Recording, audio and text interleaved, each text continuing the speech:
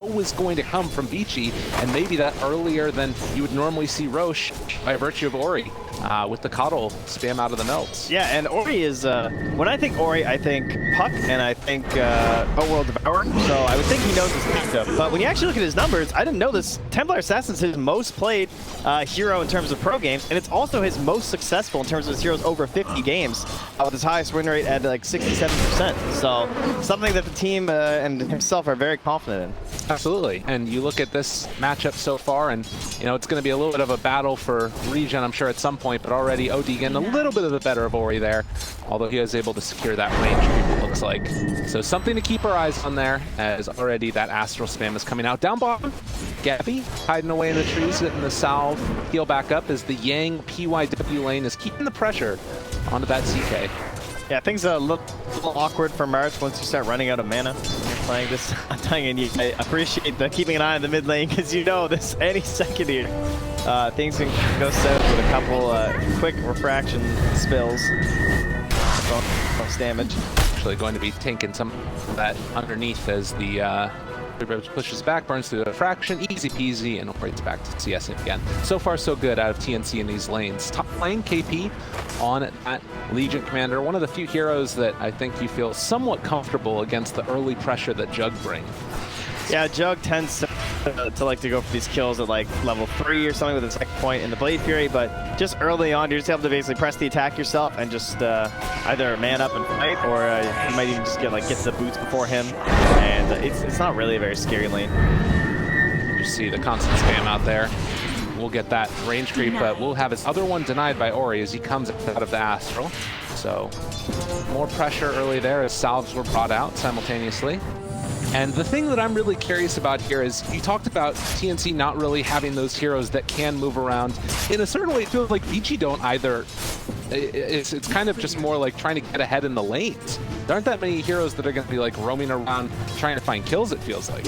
Yeah, it's more like we can just push into towers. And ooh, a sneaky pull there from DY just to reset this a little bit. It's like a small drag back on the lane. Even though he knows that small camp's going to die like right away, he's able to get some semblance of a pull off. Oh, he's trying to get really sneaky here. Oh, DY! All right, DY is trying to enhance the meta with that pull. That was, all right, he just gets a stack anyway. We're good.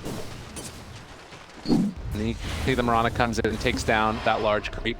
Armel again taking a bit of a beating, but we'll keep back up afterwards and get a little bit of all chat out there. You love to see it in the early goings of a best of 5. The mental warfare between the two mids is something we're going to need to keep our eyes on. So far, at least, doesn't feel like anybody's getting completely bodied, but maybe that will change as time goes on. There's the glyph interrupting the easy CS onto that range creep.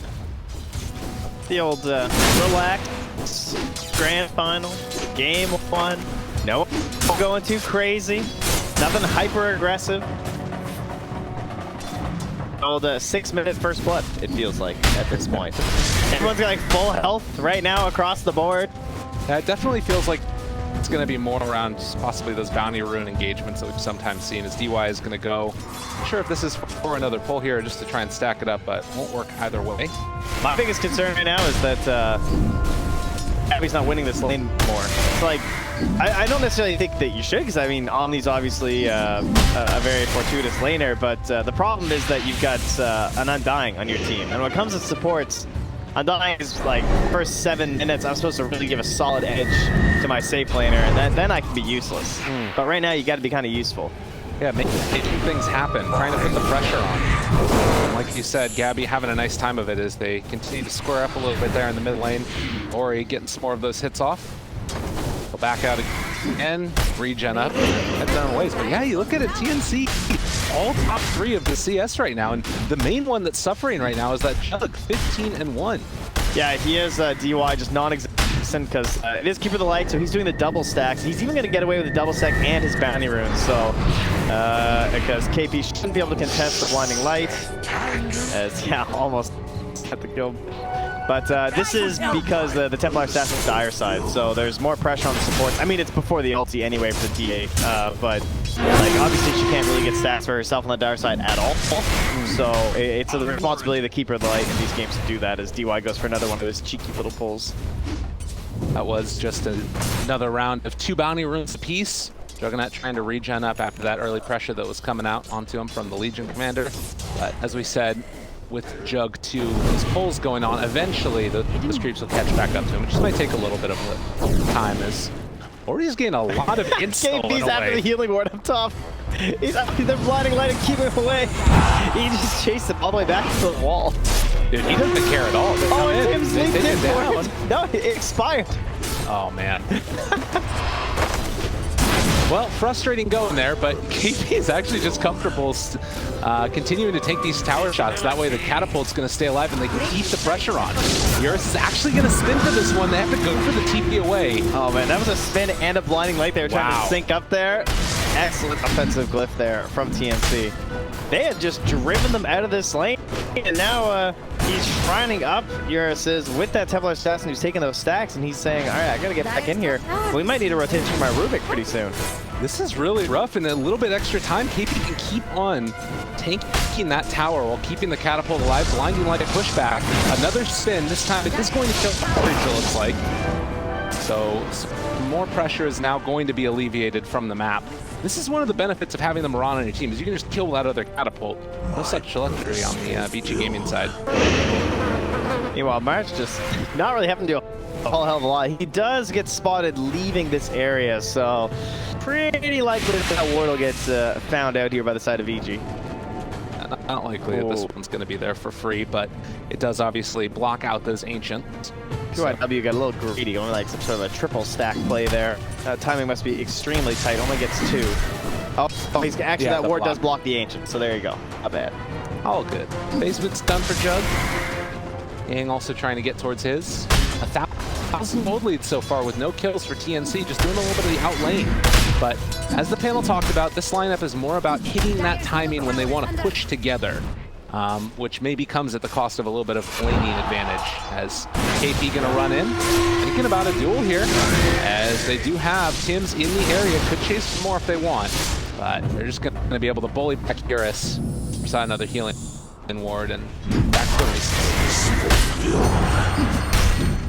That was pretty tempting. Like, duel into arrow even this early. Felt like there might have been an opportunity there, but they're going to try to whittle him down a little bit further. And one thing I've noticed is they've been kind of spamming the chakra over and over onto Eurus to try and keep the healing ward coming back faster. Oh. A little bit of a neat interaction there. And knowing that that pressure is going to come onto this Legion. Yeah, it definitely feels like this Juggernaut is much more just about that healing ward in the mid game when they March is going back in, so his obs got de-warded that was blocking the ancients, and then he just did the solo smoke play, and now he's trying to figure out what to do.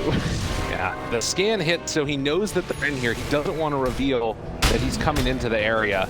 So having an inkling is going to be TA. He's going to go for the sneakiest backside sentry. Oh, he's going down here. Baller. All right, perfect. Now it does.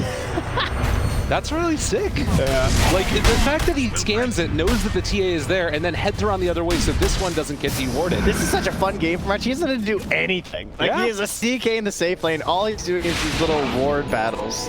And in the meantime, Pims is taking away the rest of their jungle, able to block it out, shutting down this early pressure that could come. Now, here's the problem, though. Oh, as that's been a problem. Gabby, that's 3 heroes coming in. Oh, the slowdown. They're chasing Gabby in some trouble. Mark's trying to save his core. Not going to happen. The 9-minute first blood.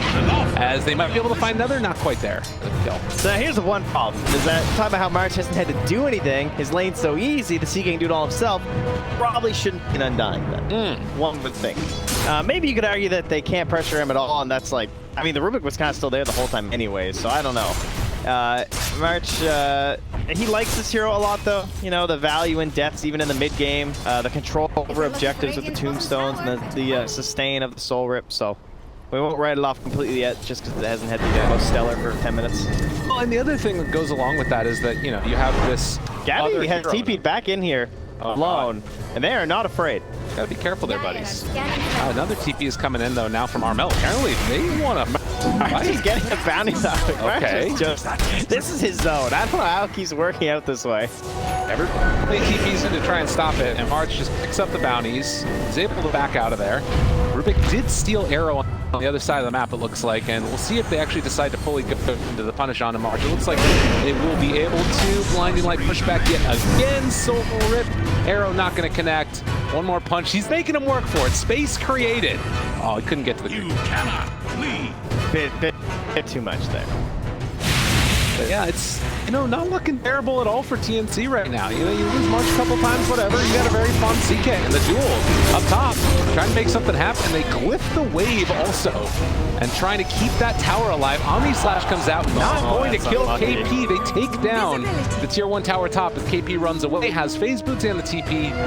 Looks like he is going to be able to make it. In fact, might just take these ones on a bit of a walk. Yeah, he'll do his little dance away. Pull an arrow though. Whoa, it's not over yet. P1W For the Yang. once he comes down the stairs. I don't know. There's not enough help, I don't think. Jax thinks aliens. Stolen arrow is very nice. Unfortunately, he doesn't have any points in supremacy. He's only level 6. So to get that bonus value. TA, these are my cameras now. He does have it for arrowing his catapult though. That would be the huge play right now. Unfortunately, he's out of mana. I have to use the Fade Bolt for the wave to Jax draw it thinks off Radiant's instead. bottom tower is about to fall. Oh, they're taking this tower yet again. One extra shot there, and he will throw out the arrow to take down that catapult. So that stops a lot of the pressure onto that tower. Well But at played. the same time, Yang takes the tower in the bottom lane, and all of this freedom for Gabby. Suddenly he's just driven off the lane into the jungle. And Yang is the one who truly has the root space in this game, saving the point as well. No, he's not actually. Thought he might be holding the Heavenly Grace for the potential gank, but yeah, just a 4-3-1. Very safe build for him.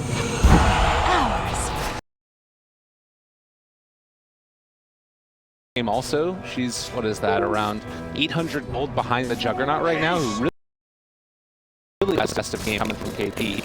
She is looking to pressure back here just a little bit here and